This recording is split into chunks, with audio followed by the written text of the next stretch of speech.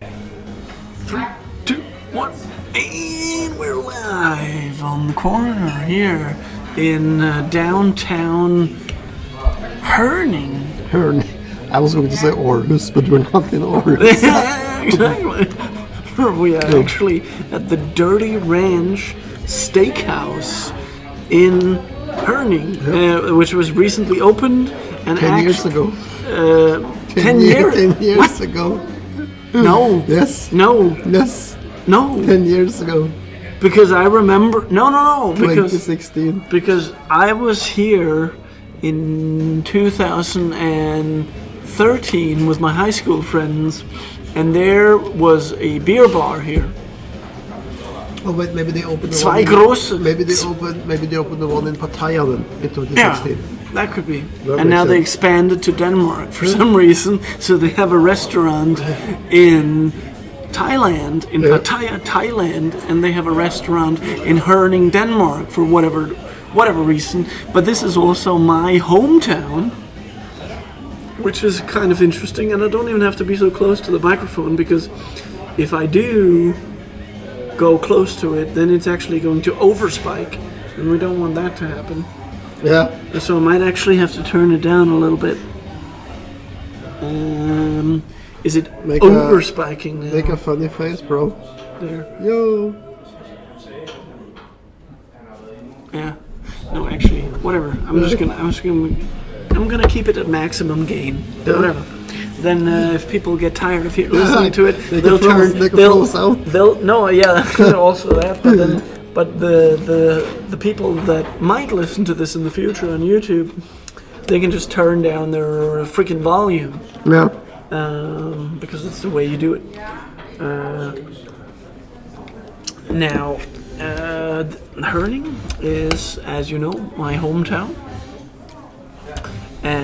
Lived here for 27 years. Like since I was 3 years old and until I was 24. Then I moved to Aarhus. So I've lived in Aarhus from 24 to 33 now. So that's 9 years. You also have like a year in Haderslev. Oh yeah. Well, that was when I was 21. Oh man. Yeah. Oh. No. We're gonna get. Eye of the tiger. We're gonna get copyrighted. Yeah, but that doesn't matter. But no, we're not monetized because anyways. we did make a podcast in one of the bars in Flensburg where there was also a pretty popular song in the background. Yeah. And they didn't get taken down. So. I think like it's very different from if you're like putting the audio up yourself than if you're standing somewhere recording it. Yeah, and this is just background noise that is. So as long as we keep talking and there's not too many seconds of this, they won't get taken down. So explain to me what's the deal with this kammerjunker? But like I have to take a picture. I wanted to do that when I started. No, I have one I can send it to you. But like I'm just going to take a picture real fast. Smile, motherfucker. So apparently, that dish that you have there. Explain that. It's an apple cake. An apple cake. That's what it says, like With apple pie. Apple pie. But didn't it say that? Yep. Well, I pull up the menu. Yes, it says apple cake. Apple cake. Klaus's apple cake. Yeah, because there's if you say to an American that their pie is a cake, then they're probably going to frown at you. And it says there that it's old-fashioned apple cake with cream. Damn. And a big ass coffee on the side. I need to amp myself up for that horrendous 150 kilometer drive home. Yeah. Fuck, man. Like, I think like it's easier to drive to Aarhus. Yeah. Because you have charger stations all across E45. And And actually, all the way through Germany too. yeah, Like if you come down to across Flensburg, it's not E45 anymore. Then it's A7, so A7, Autobahn 7, yeah. and that goes all the way down through Germany for over 1,000 kilometers. To Austria. And that actually has a lot of charging stations along the way. You have to. I mean, like you drive fast in an electric car, you Yeah. drain the battery so fast. Even in Yeah, if you drive 130. yeah, even if you Yeah. drive like a brand new Tesla or something, Yeah. or Jag, you're still gonna drain the battery like this Yeah. when you go. Yeah. But my dad also read up on that the optimal speed for driving an electric car is 110. Yeah. Why 110? Because like that's like a perfect balance between, in Denmark, the maximum speed limit on all highways is 130. So if you are in a section where you can drive 130, then driving 110 is not too slow to follow the traffic, Yeah. and it is also not too fast to drain the battery. So it's like the perfect median. Whereas if you drive 90, then that would be more fuel or more energy efficient, but then that's too slow for traffic. Yeah. But I'm telling you something. Wasn't it you who told me at some point that driving 90 is actually the most fuel efficient way to drive? In a regular car, run. Yeah, in a regular car. Yeah. Yeah. Yeah. And there is one nation that actually does that better. What should you call it? That tager hensyn til. Yeah. That is you know what I mean. Yeah. That is supporting this rule, and that is Finland, because in Finland there's no highways where you can drive faster than 90. Yeah, but Finnish people are like so chill because Yeah. you have the saunas, Yeah. you have the vodka. So it's like, what more do we need? Why do you need to drive fast? So there's not, like, of course, acceleration. Hartmut Rosa's theory of acceleration does apply to most countries in the world, including Finland. But if there's one country that is maybe like a little exempt from that theory, it might be Finland. Like thinking like it's like best place probably to be on universal basic income or dagpenger. Yeah. Because you have mountains, you have forests, Yeah. you have over 1,000 lakes. As the name, another name for Finland is the land with 1,000 lakes. No, the land with 10,000. The land with 10,000 lakes. 10,000 lakes. Yeah. Which is the true land of the free, Yeah.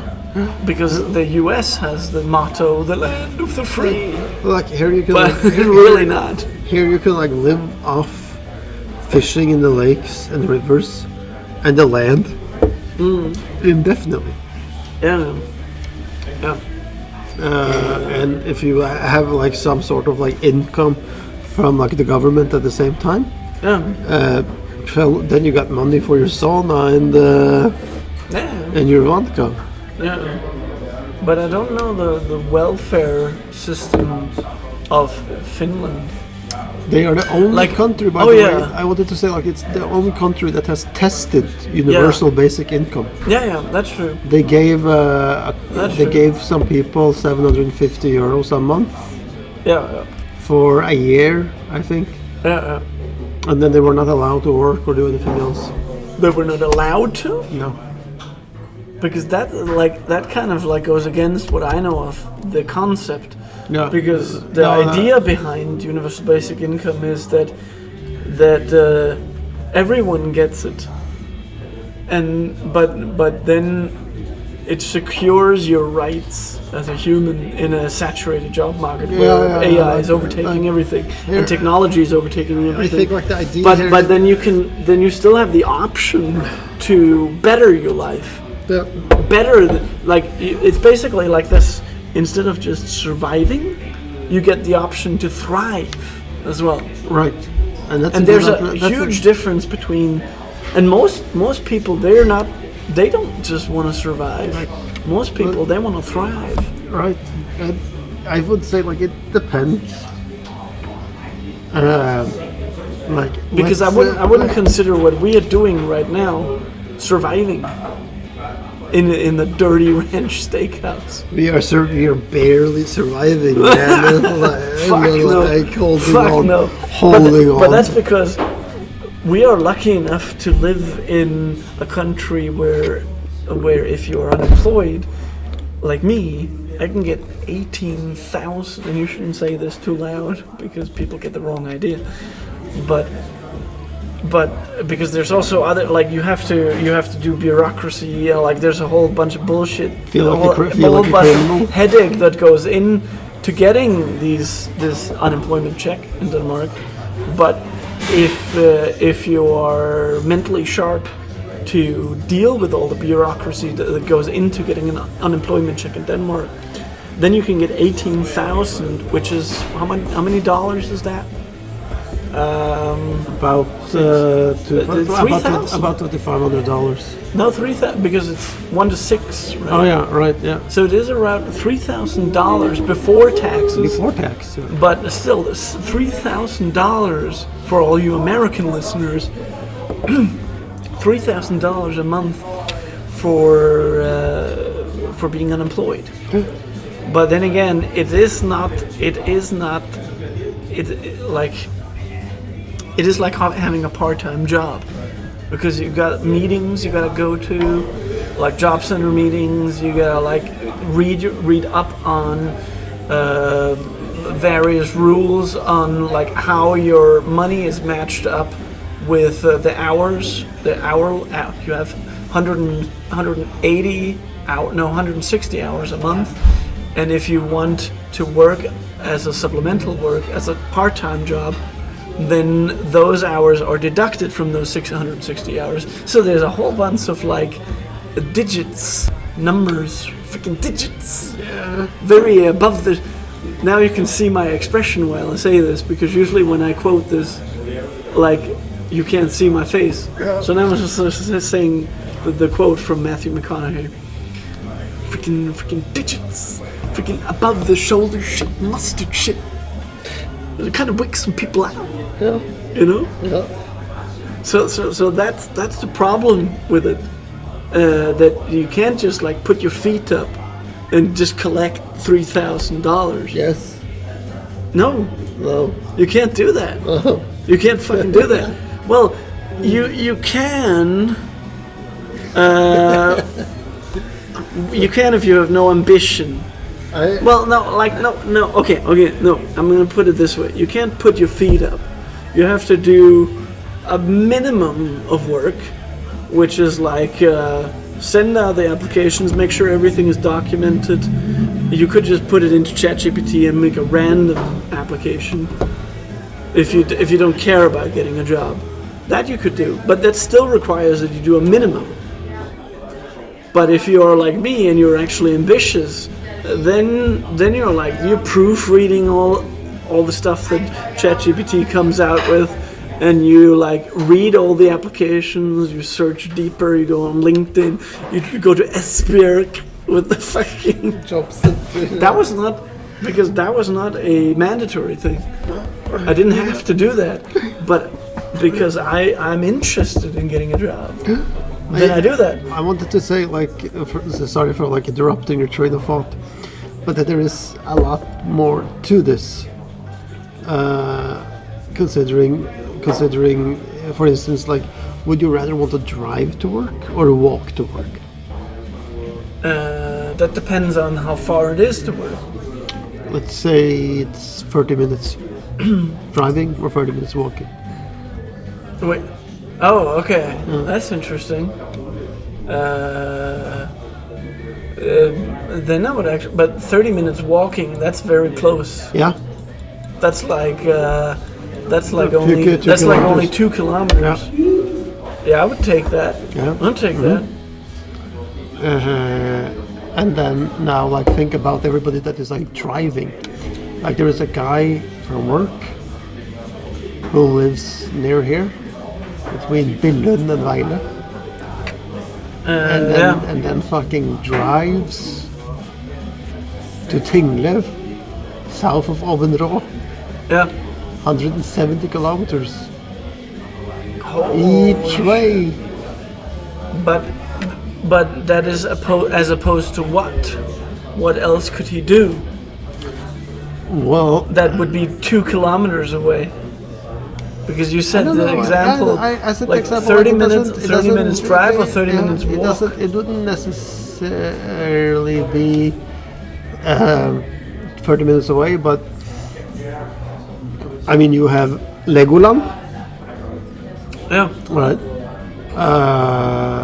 And you have everything else that Lego is attached to, the warehouses, the production facilities, everything else, right? But Legoland, Dennis, I told you about him. You never met him, but he recently got fired from a Legoland job. Yeah. Because they're downsizing. Yeah. To China. Yeah, exactly. They're like restructure. They call it restructure, Yeah. or like Howard Hamlin says in Better Call Saul. The consultants call it right sizing. Yeah. The right sizing, right? Right. And you know, like that's actually a problem, in my opinion, Yeah. because I'm like seeing the same thing in Norway. When I'm reading news, like from the town that I come from, where you have like construction companies that has been in business for 65 years, and then declaring bankruptcy. Right.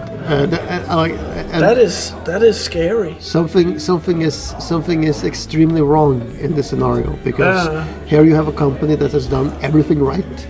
Yeah. You can't say that you have done something wrong as a construction company if both you and your son and your grandson has driven the company as it should have been doing, and done the contract and done everything right. Yeah. But because of like cost of fuel, materials, And outsourcing. because you will have somebody that is like building a house that will maybe say like, yeah, well, I can just bring in an entire construction company from Lithuania or Estonia and because have them, labor cost is cheaper there. yeah. No, and they will just come here, set up the, you know, what do you call it, the shack. You call it in Danish. You call it the skurvogn, the mobile barracks. The workers sleep in, right? The pavilion. Yeah. Pavilions, I think. They will just put that Is up. the English term for it. They will just put that up, Yeah. and so you have something massively wrong when this is the direction things are going in, right? Yeah. Because that means that you have fewer and fewer jobs already, not due to AI, but just due to like globalization and outsourcing. Let me interrupt your flow right now. Do you trust this? Now I'm showing a Google search for a word where we then have Google Translate as the first result. Do you still trust that with all AI and ChatGPT? No. Because like nine times out of 10, that is wrong. I've never heard that word in a movie. No. About in English. a mobile barracks before. And this is English, this is Danish. So Danish pavilion, English is supposed, according to Google Translate, it's supposed to be pavilion. Yeah. But I've never heard that. Like maybe this, but like they call it different shit. Like you will see like the barracks is the oil workers sleeping in Texas. They call the man camp. Yeah. But it is strange because 10 years ago, I was much more inclined to believe Google Translate. Yeah. But now, after AI and shit, then all of a sudden Translate is shit. Yeah. Why is that? I don't know. So let me get back on point. Yeah. So something is like massively wrong here, right? And that leads me again back full circle to By what the way, I was. you don't have to be so close because I can see Okay, it. okay, Like, okay, okay. Look, Sorry, look sorry. at this. Yeah. Look at it. It's over spiking when we talk. I was saying that like you don't even need to. I'm sorry. Like I'm like losing like the train of thought a little bit here. That's fine. But where I was going with this 30 minutes of walk or 30 minutes of driving. Yeah. Have you talking to your job center consultant about how far they want you to apply for jobs? Yeah, but actually, it's interesting that you mention that because in Aarhus Kommune, on the job center, they're very large with it.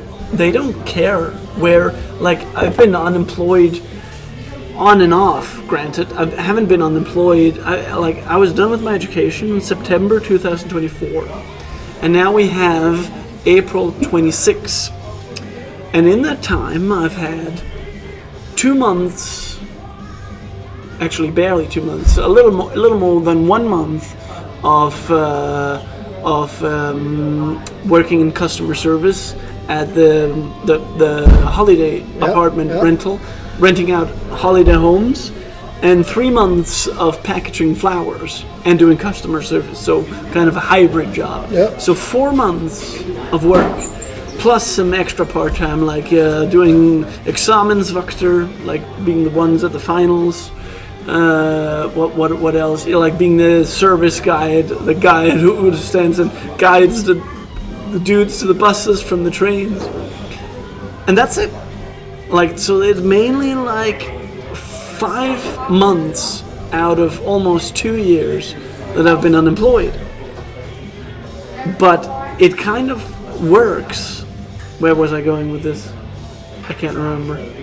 Now I lost the train of thought. I can continue. Like, what I meant by it was that when I was unemployed many years ago, so funny to say, like many years ago, but many years ago in 2019 to 2020, they wanted me to apply for jobs that was as far away as 2 hours in public transport. Now I remember. And that is like, what the fuck? You're seriously expecting someone to spend 25% of their day, isn't it? 4 hours? Oh yeah. Well, it doesn't matter. Like 25%. 4 hours out of 24 hours in the day. Yeah. And people understand that. Like 4 hours out of 24 hours a day on driving or taking public transport. Yeah, that is nuts. That is a lot. That is fucked. And when it all depends on how meaningful the job is. If you have good colleagues, not a toxic work environment, then your warehouse. If you have maybe a free lunch. I can guarantee you that people. And if you're like me who likes to listen to podcasts while they're driving, then that's not so bad. Like, people will accept this toxic work environment thing. Yeah. The travel time of 2 hours. Yeah. If their salary is like 50 to 75,000 plus a month. Yeah. Because believe me, they exist in Denmark too. And how do you like my notebook, by the way? Nice. It's your pen? No, this is the restaurants because it's shit. It barely writes. But I just wanted to write down. Just continue. I just wanted to write down what I wanted to say. So I was going to say like that this is something that like should have been taken into consideration by the job center and the Department of Education and the Department of Work, if there is such a thing. Yeah. Because it's horrendous in my opinion. Because the healthiest option you could have would be to have a job where you could walk to. For instance, in the old days, you would probably strike me as the guy that would own a bookstore. Yeah. In 1850 or 1900, right? And your apartment would be above the bookstore, and you would just walk down, right? Yeah. And your partner, right, could, for instance, like just walk across the town across the street to the bar where she's like a bartender or barkeeper, right? Yeah. And it's this that I'm like going at. Like this was the healthy way of doing things, right? But we are having to like move ourselves due to like the globalization more and more, right? Yeah. So driving 30 minutes to a job is no longer crazy. It's the new normal. Yeah. Driving 45 minutes to work is also the new normal. Yeah. And driving an hour is also the new normal. And that is crazy to me. It's actually like hearing Hartmut Rosa talk Yeah, right now. yeah. Because it's like, he calls it, fuck man, I just read his book. I can actually show it to you now because we're in the same room. Yeah. It's, his newest book is called, where the fuck is it? There. Democracy Needs Religion. And I started reading it, and there was a word that he uses, which is the world horizon. Yeah. World horizon is getting bigger, but because of that, we're still primal reptiles. Sure. We're primate brains. We can't comprehend how big our worlds are getting. In terms of like, you have to drive, like in order to meet up, we had to drive. You had to drive almost 2 hours. Yeah, 90 to minutes meet me. if the highway was working. Which is a problem because in olden times we would just have been in the same village, and we would not even have needed a phone. We would have just we would have met each other in the downtown, which would have been like a 300-meter walk. We would have said, "Hey, babe, want to meet at the local saloon tonight?" Yeah. And that would have been it. There would have been no fucking messaging forth and back.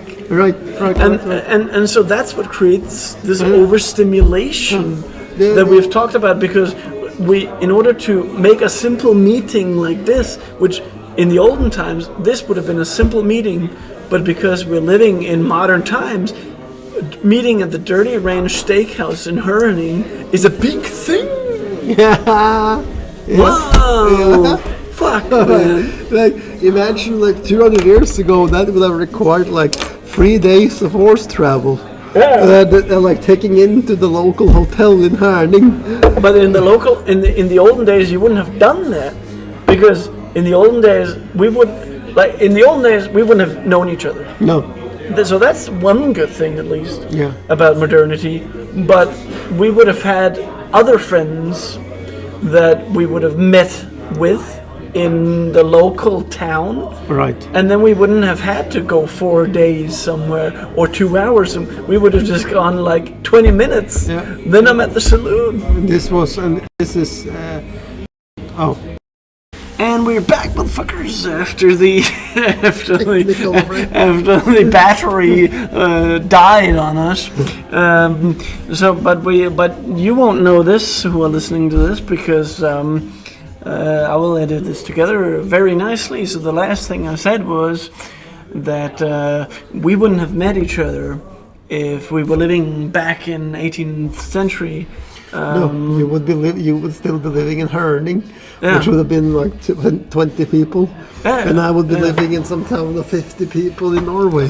Yeah, but the point was also, then we would have had other social relationships. Yes, and it would be a much more tight-knit social community, right. Where you would have had more quality relationships to those people. And sure, you would have, like, it would be sad because we wouldn't have a friendship like ours. And that would have been sad, but like you would have been content with having that close circle. But the problem is, in modernity today, you have the people that are around you are alienated from you. Right. So the people that are your neighbors now are you don't know them.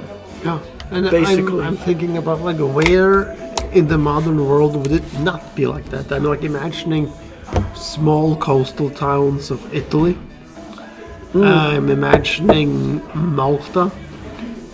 not for like tourists, but for like locals for like people that live there. Yeah. They, for instance, have a chat app made by the government for the people to socialize them. Yeah. So that you can like ask like, hey, anybody like in this part of like Valletta tonight want to like grab a beer or play tennis? Yeah. Right. And you wouldn't even have to ask it. You wouldn't even have to type with your thumbs on the phone. No. You would have to. All you would have to be is in the worst case scenario, you'd have to write it with a pen and then put it on some bulletin board. But the most common way to do it would just be to ask around. Yeah. Like, hey, you want to do that tonight? But this also like begs the question, in theory, was people more willing 100 years ago? To what? For instance, you know, like to go and have a beer with a stranger, to go and like play some games with a stranger, to go and like riding a horse with a stranger on a trip to the mountains, right? Yeah. Because I think so. Yeah, because strangers or strangers in quotation mark would not be so strange. They would not be from a different culture, and they would not be from a different country. No, and different. And you like one thing you can't use intercultural studies for a lot of things in terms of getting money. But if there's one thing I've learned from it is that people love their own.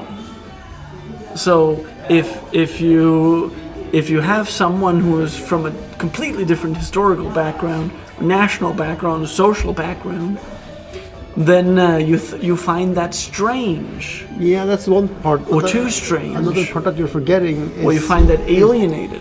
The other part that you're forgetting is that connected to like the alienation part, because it's like you're asking me for a beer.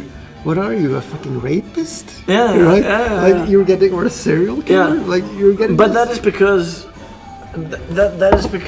you know that our world is so globalized. So you know that anyone who asks you could potentially be from anywhere in the world. Yeah. So he could potentially be anywhere, and that anywhere means that includes also rapists and pedophiles. Mm. That includes everybody. But by being like, but like putting everything into one person, then of course, because the human brain responds to negative things more than positive things, then of course people are going to think, well, if that person is all that plus all this negative shit, then of course I don't want to spend time with that dude. Mm. And that's the anxiety of the modern world, right? But it's fucked up. That's the problem with globalization. This anxiety of the modern world, right?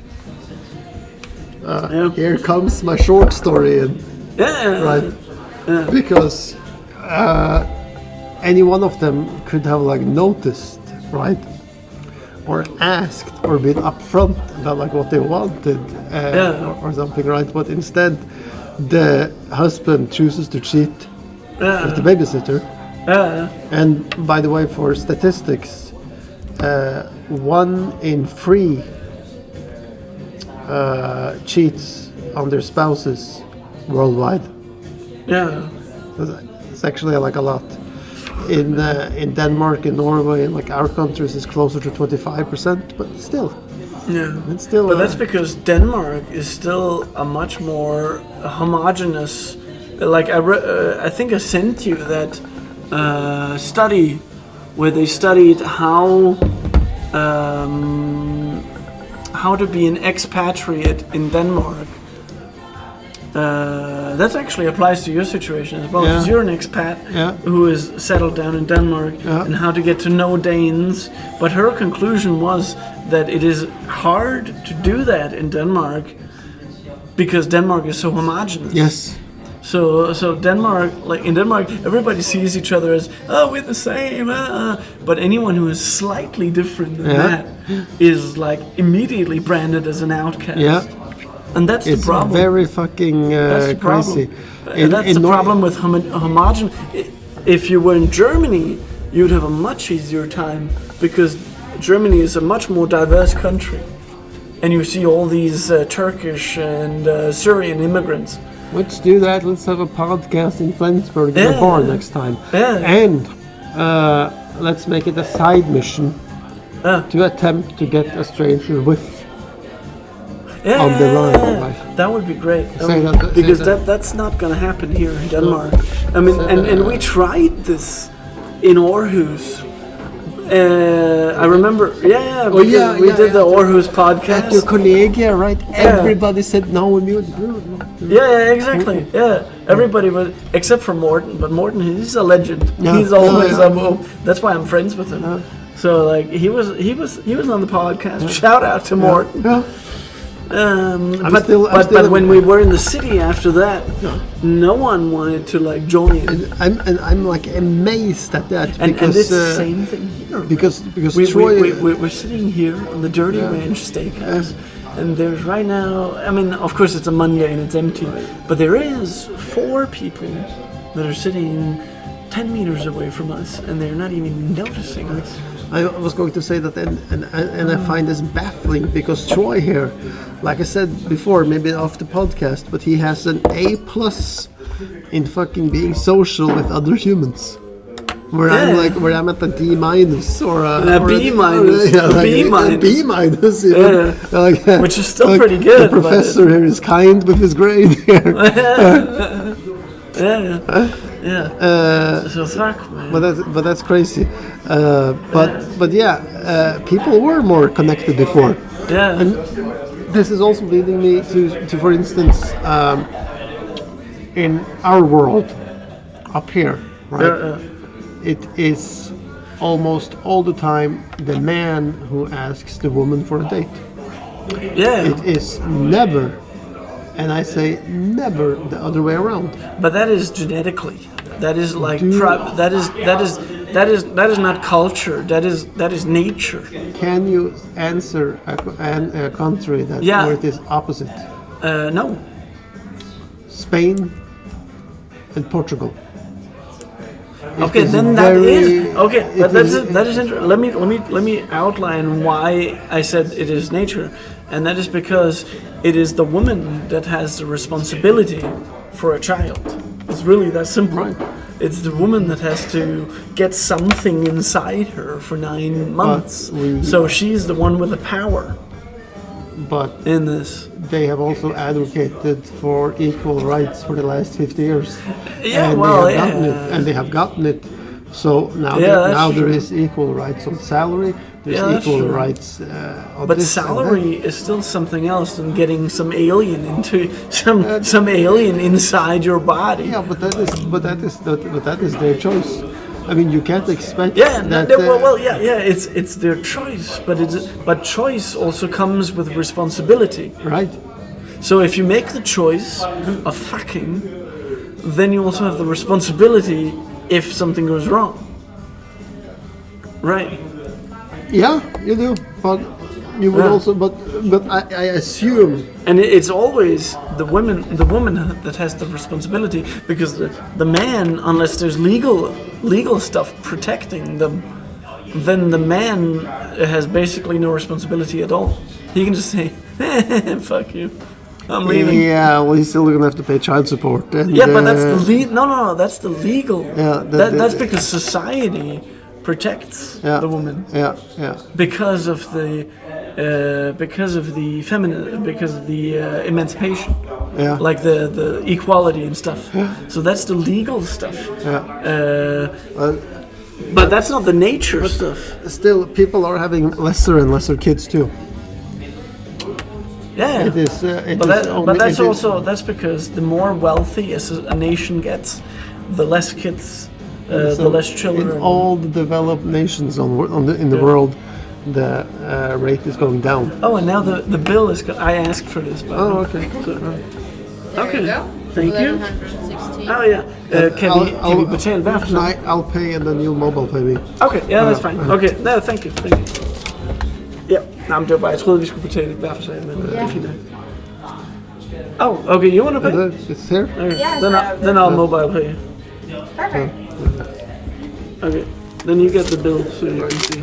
Did we get that on the? Did we get that on the line here? We got that. You're the big shot. And the big shot. I'm now going to quote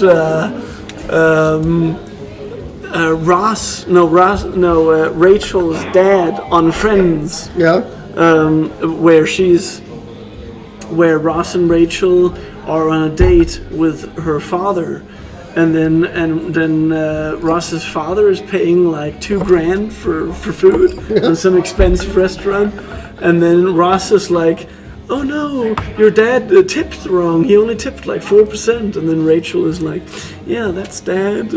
What are you gonna do?" And then Ross is like sliding in like a 20% tip, and then says, and then like, let's go now. And then the father comes back and sees that he has put in the tip, and then the father says, "This is nice. I paid $2,000 for dinner. You paid $200 as a tip, and you come up looking like Mr. Big Shot, huh? Let's see you pay the whole bill, Mr. Big Shot." Yeah. And then he's just like, "Well, Mr. Big Shot is better than Wethead." Yeah. So like, But where's the bill? So don't worry about it. We'll find it later. We also have a picture of it. So I wanted to ask. Don't stress with it. Don't stress. Well, we have 7 minutes. Yeah, I was going to say like, so in all the developed countries on Earth, the birth rate is going down, meaning less than 2.0 childs per couple, right? But what is the only developed nation on Earth where it is actually going up? Singapore. No. No. Yeah, okay. I didn't think too hard about that. They only Israel. Yes. But that's also because they have the status they have, I guess. That's like the big shots of the world instigated. But yeah, like why is that though? I can't explain it right now. I have a theory about it. Yeah. Care to hear it? Yeah. Like they have a lot of their female population has been or is in the armed forces. Yeah. Right. And my theory on it is that this creates a certain type of like masculinity. Yeah. For the females. You understand? They'd be like, I carry a gun, I carry my M4 to the local bar when I have a pub, right? So my theory here is that like they are in way more control, right? Yeah. So they will like circle in like on the target of like a male, right? Yeah. And then like, you, right? Yeah. And like you coming with me. Yeah. That's an order. That's an order, motherfucker, right? That is my theory on this, because like from what I'm hearing about this country, right? And about like the surrounding countries, is that like, and forgive me if like this is offensive to any of you listeners, if there are any of you there, but it is at the end of the podcast anyway. But what I'm hearing is that the men is pussies. Yeah. That they live at home for a long time. Yeah. They don't know how to do the laundry. They don't know how to cook. Right. Yeah. So all this is like bestowed on the female. Yeah. Right. Yeah. So if you're like coming down there from Denmark, you're like, I know how to cook. Yeah. I know how to do laundry. Yeah. It's going to be like, what? Yeah. You know how to cook? Yeah. You know how to do laundry? Yeah. I mean, we could elaborate. Maybe we should like wait until we're home. You have work tomorrow. Yeah, I can be home in 2 hours. But we could elaborate on this later tonight because we have to leave in 3 minutes if I make the train. All right. But this is interesting. You're like, Yeah, and this is the podcast where we are not censoring anything. Yeah. like where the most liberal podcast on the internet, where you can just speak your mind. Yeah. We don't give a crap about what Google say or Apple or any of these people, right? Fuck no. So yeah, like yeah. Let's just leave it at that. Yeah. I mean, but it's an interesting perspective, right? Does it create like the masculinity, so that they are like saying, "You order." Yeah. Definitely. And you're like, yeah, sure. Yeah. I have the dick. Yeah. All right. So that's it for this episode. And we definitely have to do another episode on this last topic. Try and be home in 2 hours. Israel. That's a good last word. Yeah, Israel. So, yeah, the last words is always you. Well, like we'll be back in like a couple of hours. So, no last words yet if you're going to continue this for an hour more. Yeah. So, like, just pause and then... But remember to sub, right? Yeah, remember to sub. Yeah. And buy us a beer. Yeah. 3, 2, 1, and here we are live with the epilogue to this week's Dirty Ranch Steakhouse podcast. So after a 2-hour train ride home, how long did you take? A little under 90 minutes, and it did go like way better to drive back than to drive there, because there was no road work or congestion. So I think like an hour and 20 minutes made it on one charge. So now it's like in the apartment complex's charger. And I see that your microphone is still turned up with the gain, like I said that in the restaurant. Yeah. Because it is much clearer. So like let's get back to like where we left off at the restaurant about the Israelis. Yeah. And now we can yell as much as we want. We can yell, yeah. and you gotta like admit that I have a point there. And then fucking add to the equation here that they're getting like even more fucking amped up by like, yeah, like we're gonna like fucking take on Iran, we're gonna take on this spawn, we're gonna take on every motherfucker in the Middle East till we have like established the great Israel again. Yeah. Right? I mean, like, but it's not popular to say that, and here's this is what I didn't want to talk about in the restaurant, because it is not popular, but it just needs to be said that because of the Holocaust and because of anti-Semitism, then that always protects a shield or a bubble around the Israeli state, not the Jewish people. There's a very fine distinction here, but between the Israeli state. The Jewish people are, of course, the victims of the Holocaust, and a long time before that. The Jewish people have always been sort of victimized in a way, but this is not what I'm talking about. I'm talking about that the state of Israel is getting protected by a lot of culture because of what the Jews have been through, and of course, and that's just not. It's there's something wrong about that. That definitely is, and it also means that like there you wouldn't find like one Israeli soldier that wouldn't be patriotic towards their country. Yeah. So in their eyes, they are just as justified as anyone to like fucking attack and invade the rest of the Middle East and take it. Yeah.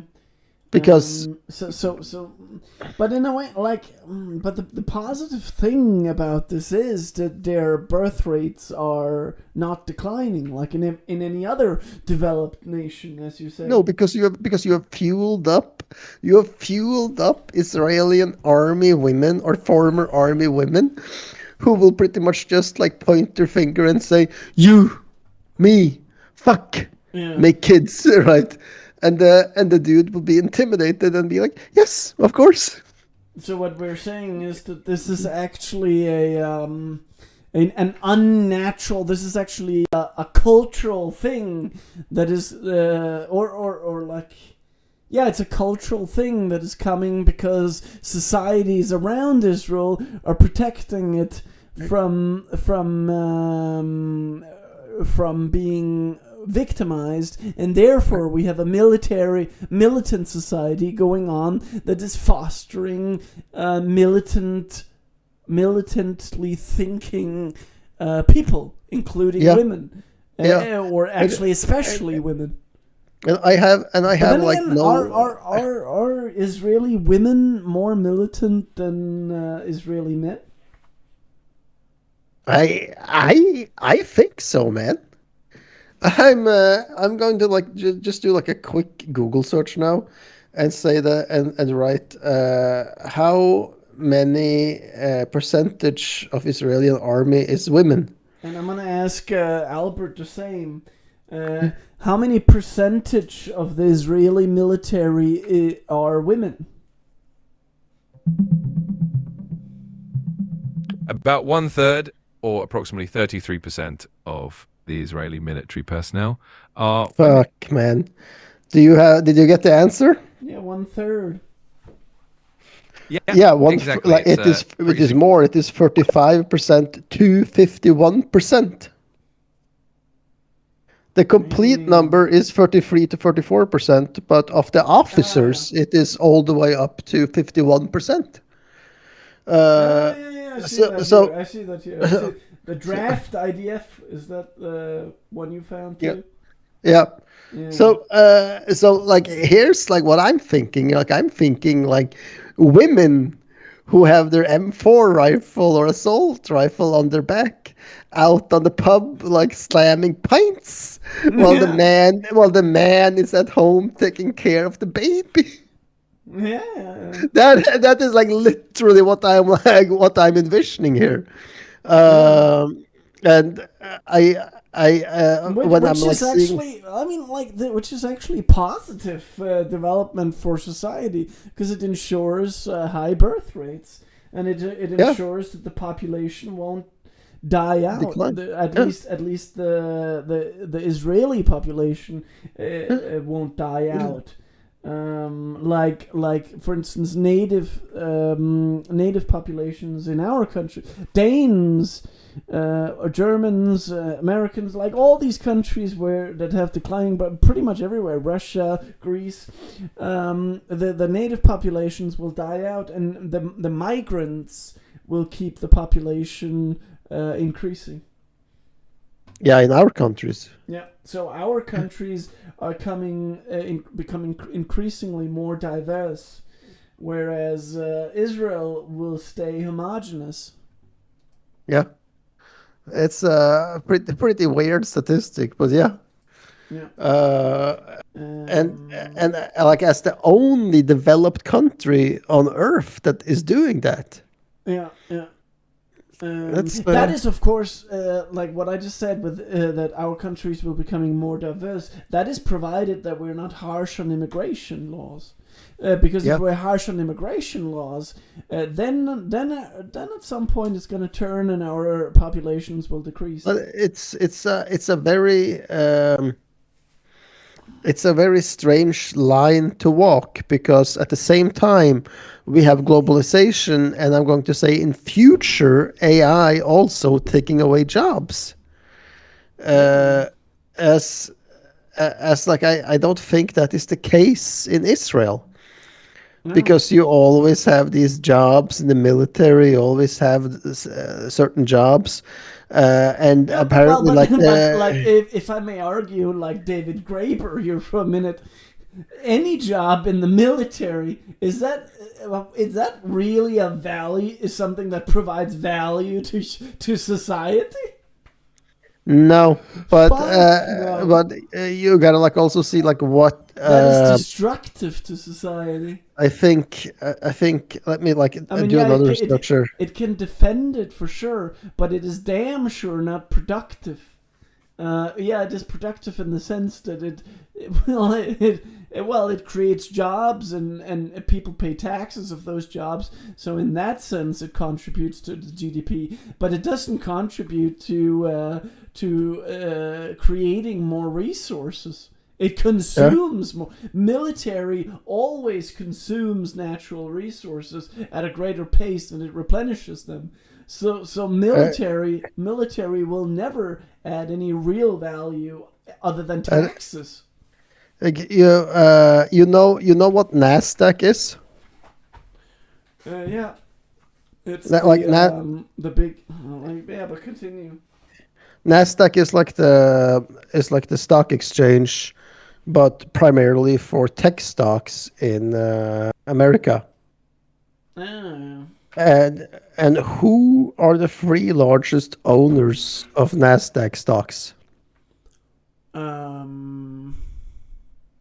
Probably is it the companies or single persons? No, companies.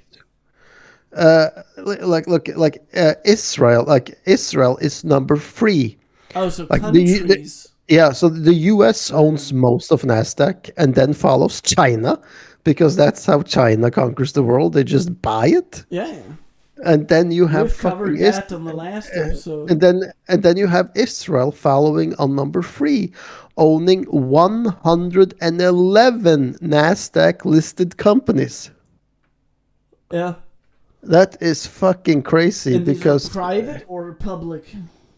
They're public traded stocks. No. Companies. Are these private companies or public companies? Public companies, because they are listed, so that means that you can buy stocks in any one of them. Yeah, but what I mean is that are they integrated into a governmental structure, or like a lot of organizations are here, or are they completely privatized, meaning that they are like owned by private persons? No, I think it's a mix.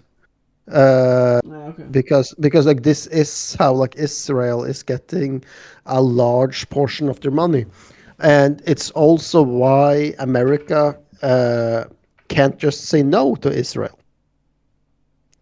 Yeah. Because they have the power here to say, oh, you don't want to help us? Okay, we can just tank the stock exchange then by like selling out. Yeah. So it's an insane amount of like power to have, and also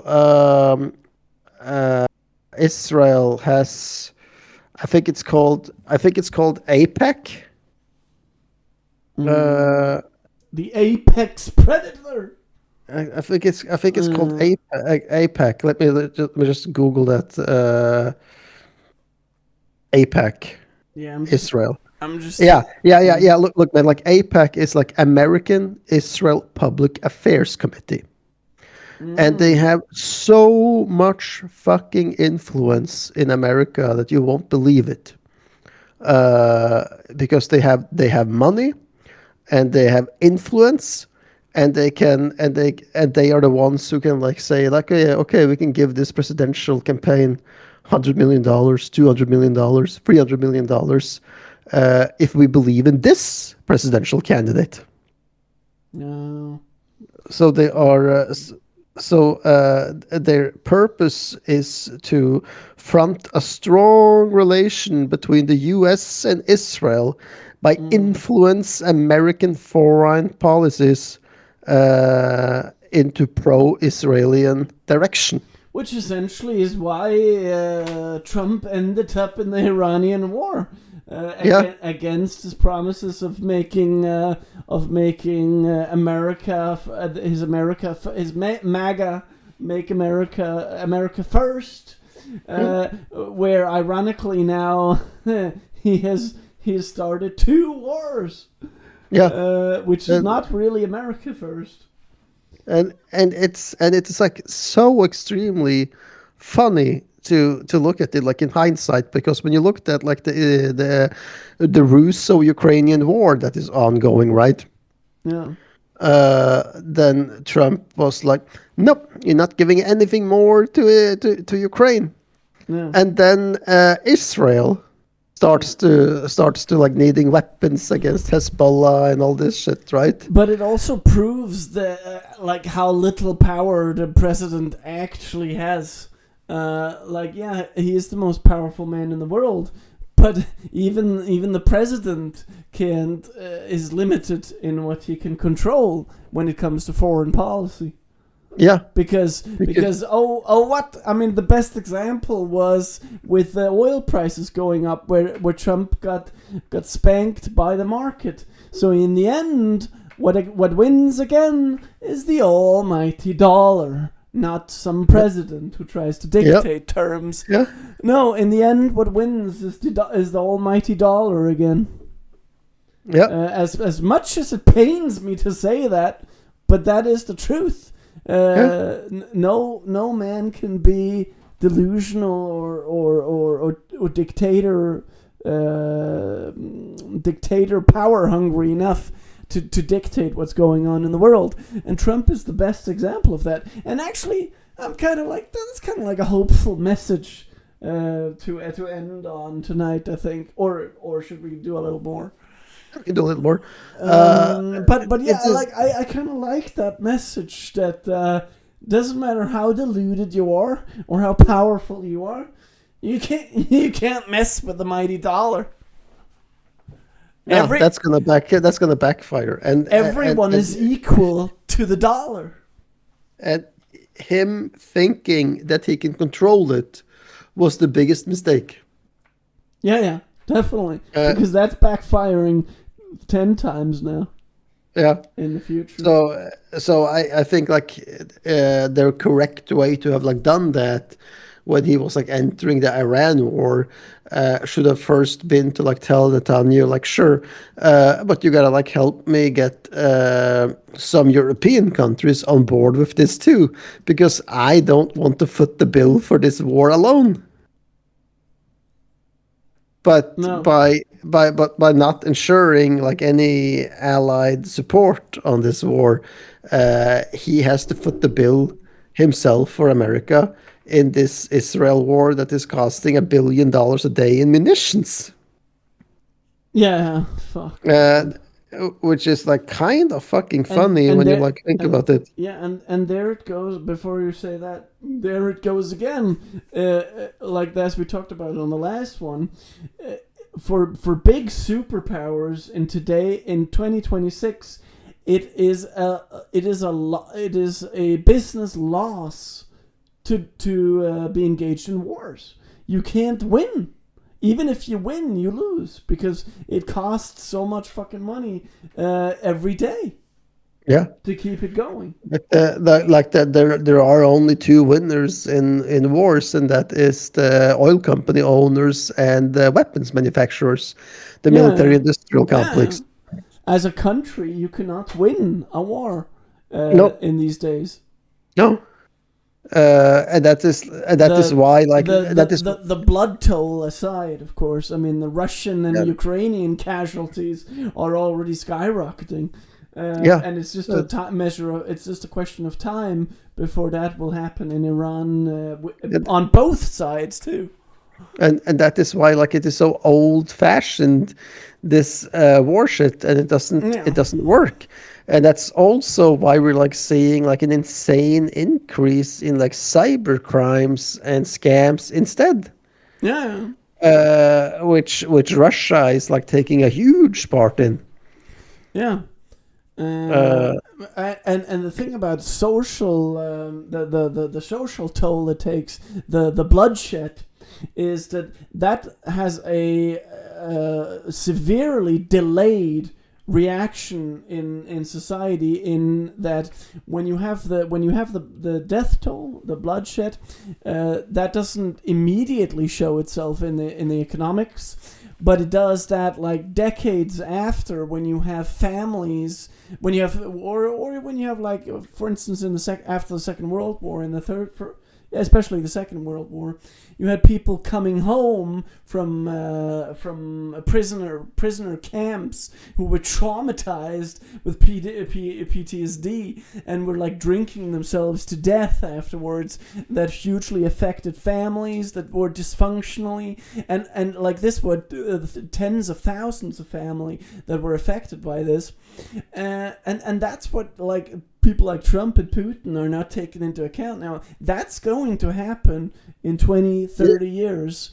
When we have when we have the people, the children that are growing up without a dad, for instance, that are going to have some hole in their life. Like these are thousands of children, thousands of wives that are going to live with this for the next 20 years, and at some point they're going to crack. And this is going to affect their work. This is going to mean less taxes. So it is going to have a long-term effect on the Russian, Ukrainian, American, and Iranian economies. That's for sure. And the crazy thing about it is that like society doesn't give a shit. Not right now. No. But like I'm saying, as it always is with humans, humans don't learn before it's too late. Yeah, but I'm just like thinking, like if there was some dad that was like fucked up on like PTSD or something from a war, right? Yeah. The society reaction would be like, oh, what a fucking loser. Yeah, he's exactly. like fucked up. He's like fucked up in the head and doesn't work. Yeah, and that only helps to increase the negative spiral that he's in, making his mental state even worse, and then he might even become a danger to society because he might go out and like commit a crime. Yeah, or commit suicide. Or commit suicide. At which point which is also a crime. Right, and then again, the society will again judge and be like, "Oh, what a fucking loser! He killed himself." Huh. Yeah. Meanwhile, the family members and everybody who is in his network, they will be affected by this, by getting depressed, by grieving, and that'll affect their work, and the work that is affected will suffer because they're not doing optimal work. And if you just have tens of thousands who are working like this, then of course that has a negative impact on economy. So you see, it's all tied together. Yeah. It just has like as it always, but that's the reason why people or politics is fucking always like disregarding social aspects, is because social aspects always have a delayed reaction.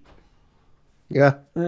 For the economy, and then it's like, and if we have politicians that are only elected every 4 years, then you have politicians that are like, that's not my problem. 4 years, it'll be a new dipshit who sits with those problems.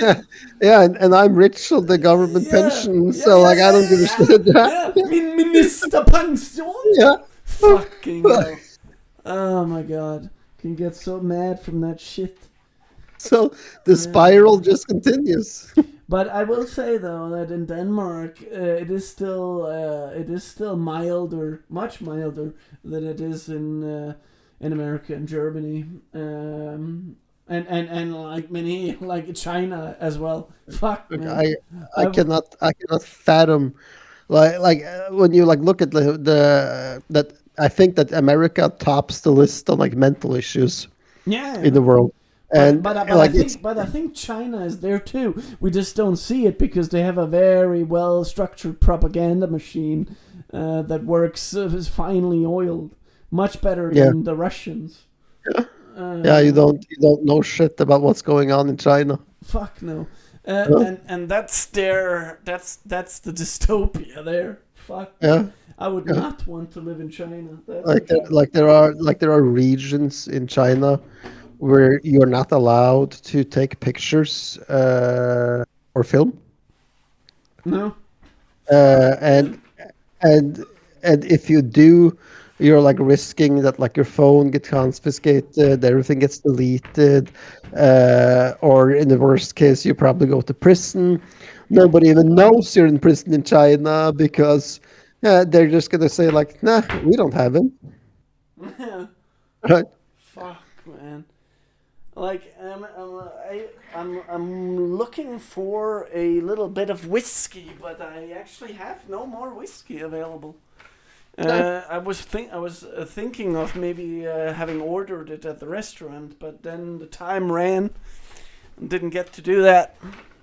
No. But we got to do that next time when you come to Aarhus.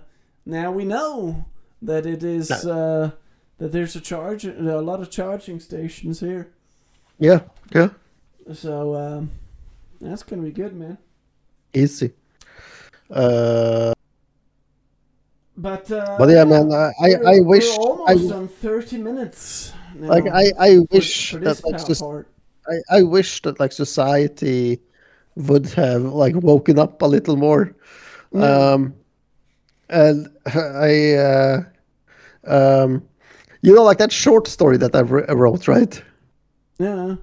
Like I took like it was like slightly based on a scene from The Devil's Advocate. Have you seen the movie with Keanu Reeves and Pacino? Pacino plays the devil, right? And Keanu Reeves plays the lawyer who like works for him to become his apprentice or whatever. Yeah. And they're like standing on the subway. They're standing on a subway, and Pacino is just eyeballing this gangbanger in the subway cart. And the gangbanger is like pulling out the knife, and then tells Pacino, "The fuck you looking at, motherfucker? You got a problem?" Fuck.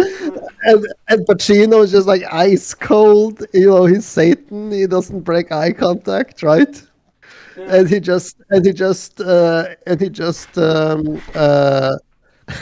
starts speaking Spanish because the guy is from Mexico or something, right? Yeah. And what he's like telling him is that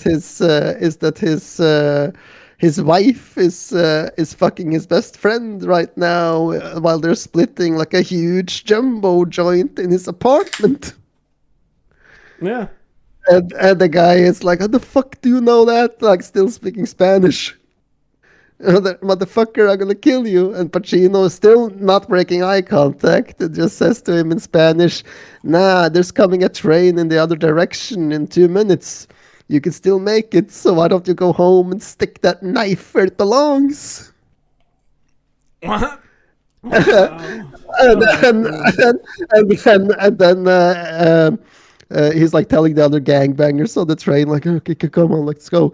And as he's like exiting the train, he's like saying in English to Pacino for the first time, like, you ain't right, man. And Pacino still not breaking eye contact and smiling and say, oh, I'm right.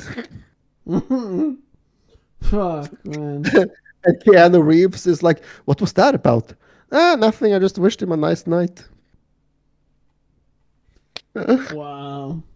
So I just opened a Intour Ikonet, a tour, or no, like a journey into the corn from the brand Humleland. Nice. Which has a 25 IBU and 5.1% alcohol. Easy to drink malted pilsner, which is Humlet, which is that is hopped with New Zealand Nelson Sauvin and American Citra hops. Fucking sounds exquisite, but this was the only thing I had in the fridge. Fuck, man, I'm like looking at that Winston Churchill's drinking routine. Holy shit. Oh yeah, we can go through that now, because I was sitting on the train and I was like, shit, this is more than Hemingway. He starts the day at 7:47 a.m. with a shot of Johnny Walker Red. Yeah. And then it goes like barely half an hour before he has another shot of Johnny Walker Red. And now he's like cooling down a little bit, and he's spending like almost a full hour before he has his next shot of Johnny Walker Red. And then 40 minutes more and another shot of Johnny Walker Red. Yeah.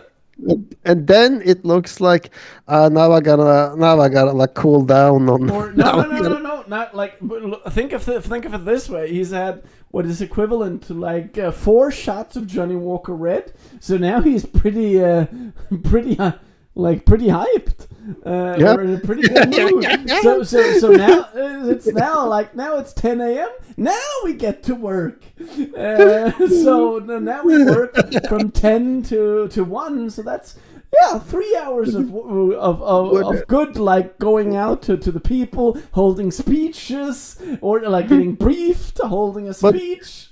But here he's like going down in the alcohol content. It says he's drinking something called Paul Roger Brut. Yeah. What is that? It says champagne. It's a champagne. Yeah.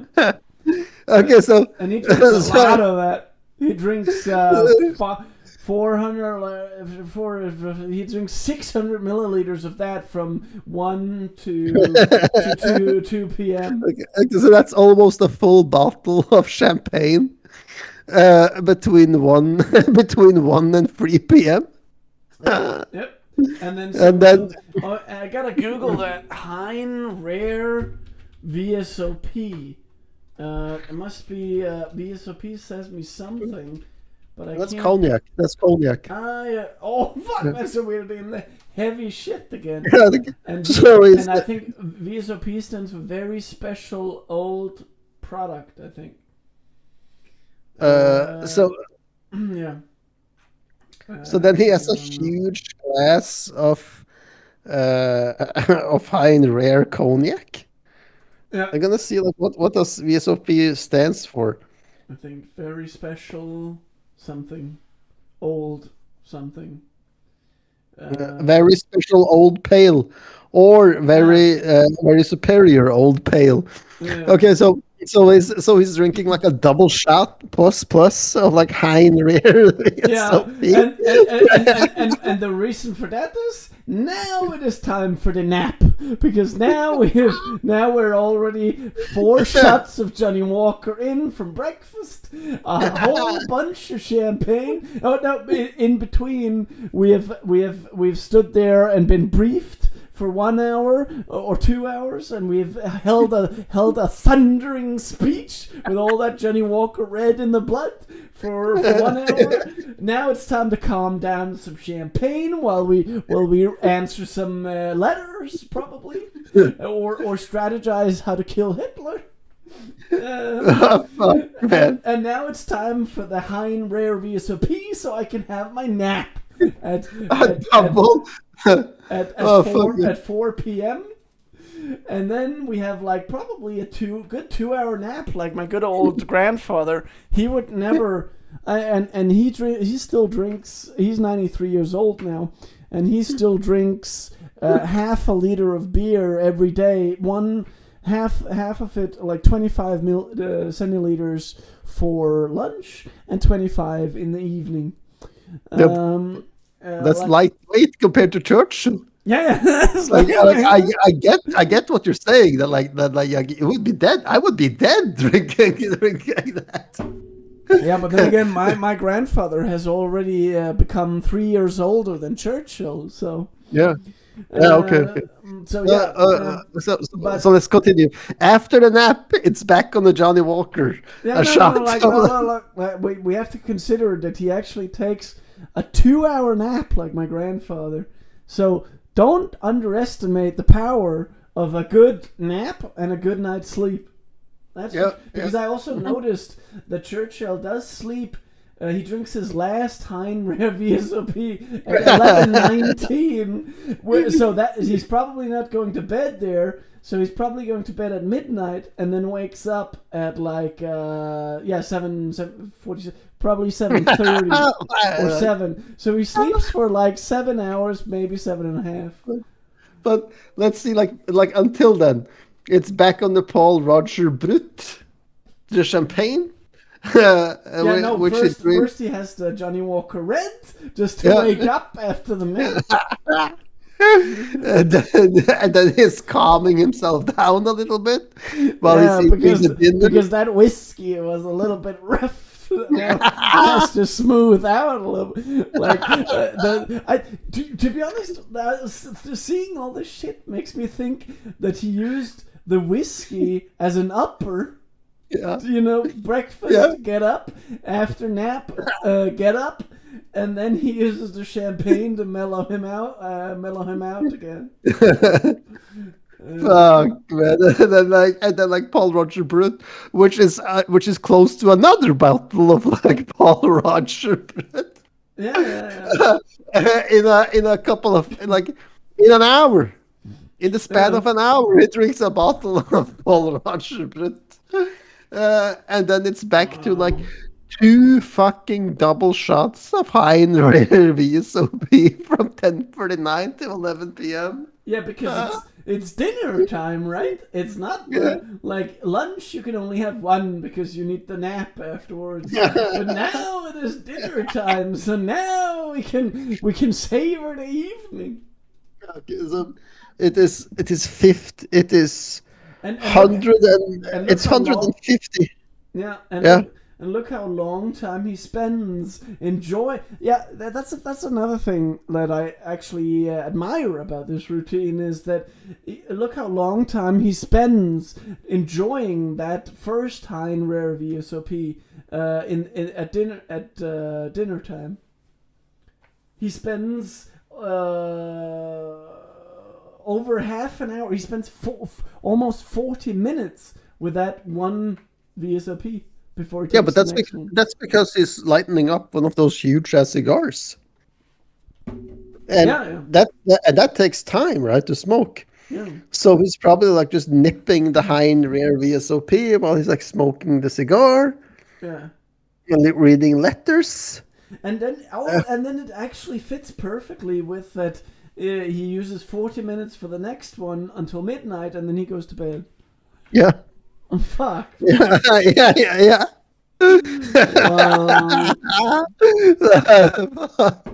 So seeing this makes me more calm. Just having like tonight, 4 beers, so 3 during the dinner and 1 now. Man, he did this every day. Like, I don't know every day, but most days for sure. Jesus Christ. It's like fucking 150 milliliters of cognac. And, what is it, 100 milliliters of Johnny Walker Red. So it is 250 milliliters of hard liquor every day. Yeah. And 2 bottles of champagne. Fuck, man. Jesus. Oh shit! I forgot to check out on the travel card app, but now the notification says, "We have your back. We have checked you out for you." Nice. What the fuck? But man, that also just proves how much they can surveillance me when I use the ticket app. Yeah. Because they know exactly where I am. Yeah. Fucking, this is becoming China, man. Okay. Shit. Yeah. But well, that is good. It does say Bazaar Pleasant to Herning to Bazaar Pleasant. Oh yeah, perfect. But for some reason, they have only charged me 115 for the journey back and 144 for the journey there. Oh, that's fine. But yeah, it is because it is like I said to you yesterday. In the evening, it is cheaper. Yeah.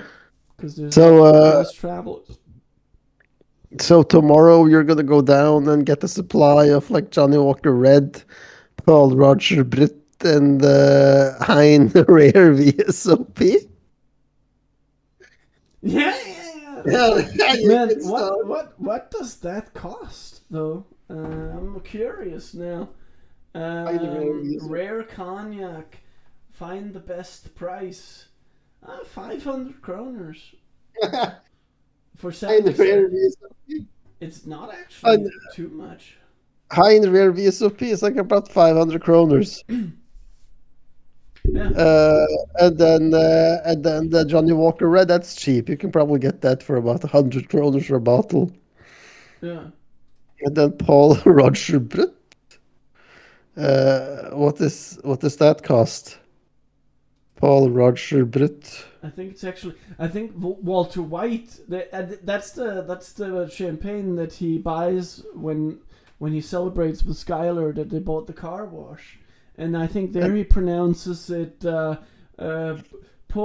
Roger Bru, because I think it's French. And Yeah. he said Sir Winston Churchill. Apparently, it was his favorite. A small bottle is 250 kroners. So for this fucking supply, you would be on 1,000 kroners a day for the champagne alone. And Wow. Holy shit, man. so if you're gonna drink like Churchill, it's gonna probably set you back about like A couple of grand a day? a couple of grand a day. So, but I mean, like he didn't have to give a shit because like he could just charge this to To the British government. to Whitehall. Yeah. Yeah. Fuck, man. Wow. Holy shit, man. Like probably. And not just could he charge it, he could also be is the term arrogant fitting here? Yeah, I think arrogant to say no. I won't drink the shit that you've brought me. It needs to be Paul Roger Bru. And Hein Rare VSOP.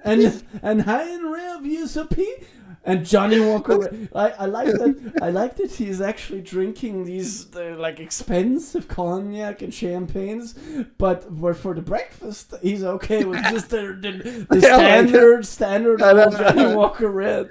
Gotta save the government some money.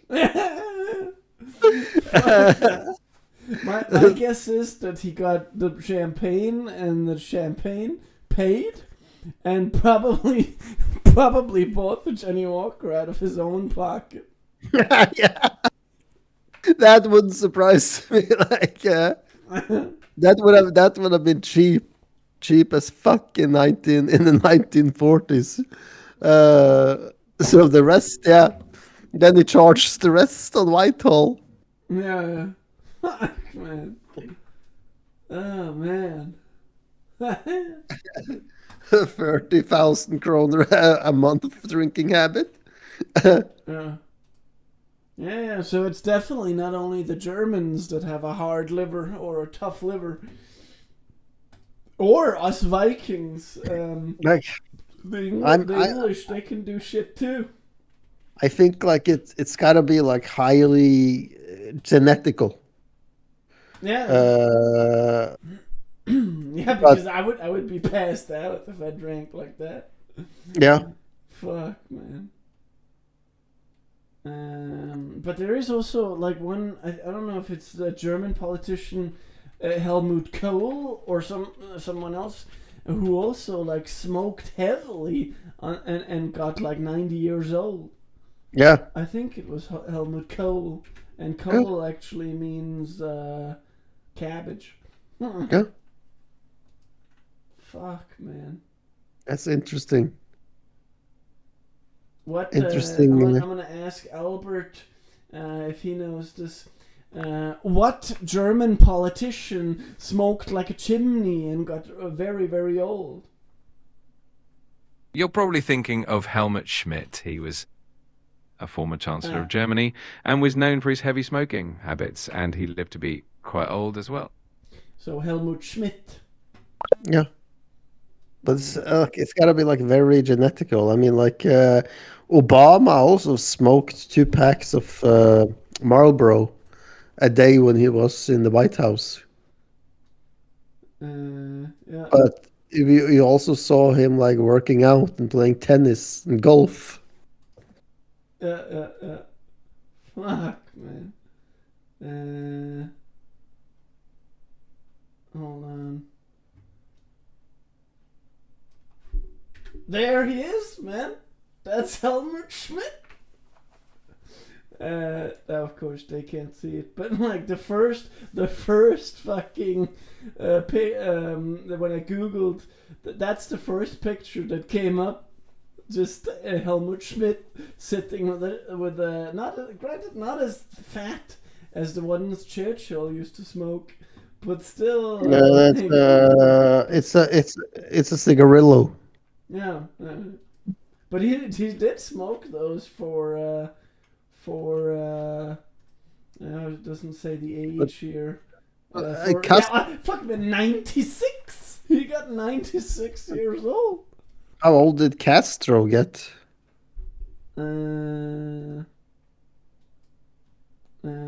Yeah, at this point, ChatGPT, because there's not the thing about the dynamic voice typing in ChatGPT is that when there's not a lot of people using it, then it responds quite quickly. So I can just ask, how old did Fidel Castro get, and how much did he smoke? He's fucking. Fidel Castro lived to be he became 90. He was known for smoking cigars, and he reportedly smoked he quite a bit, smoked especially a lot of Cubans. Younger years, though he eventually cut back later in life. Yeah, he cut back later in life, but he got to be 90 years old and smoked.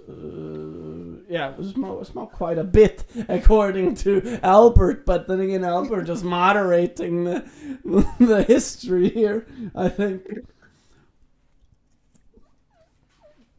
So yeah, and also that's my critique with AI, especially ChatGPT. It is always softening facts. Yeah. Like appropriating. That's a better word. Appropriating facts so they fit the narrative, or so they don't offend anyone. And that's fine, but it's just not. It's not true. It's not true history. Because true history is offensive. I'm sorry. Yeah, it is. All right, are we gonna round it off now at like midnight? Oh, right. It's already midnight, and we have actually managed to make an addendum or an epilogue to the restaurant visit of almost 47 minutes. Okay. It's pretty good. That is pretty freaking epic. Gonna be a record. And I gotta say, shout out to Beard Meats Food, man. And the Dirty Ranch Steakhouse. Yeah, and the other guy, who was it? The other who was there? Randy Santel. Yeah, shout out to Randy Santel and Beard Meats Food, because if we hadn't seen their videos, we would not have eaten at the Dirty Ranch Steakhouse in Herning, my hometown. Yeah. So, as usual, you have the last words. Yep. Thanks for listening, and please sub and subscribe, yo.